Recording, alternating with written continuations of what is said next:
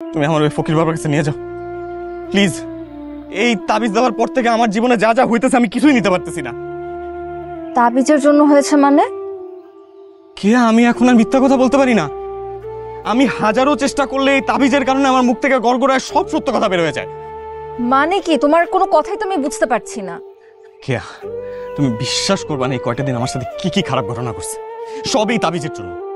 এই দেখো, তোমার বাবার সাথে দেখা করতে গেছি, দেখো আমি কিন্তু অনেক চেষ্টা করছি ওনার প্রশংসা করার, কিন্তু এই তাবিজের কারণে আমার মুখ থেকে সব সত্যি কথা বের হয়ে গেছে। কোম্পানি সিক্রেট বলতে চাইনি, এই তাবিজের কারণে কোম্পানির সব গোপন তথ্য বলে দিছি। এখন আমার চাকরিটাও গেছে, 1 কোটি টাকার মামলাও খাইছি। কেয়া, এই তাবিজের কারণে আমি আমার জীবনের সবকিছু হারাইতেছি। এই পৃথিবীতে কেউ সত্য কথার মূল্য দেয় না, সত্য বলা এখন মহাপাপ।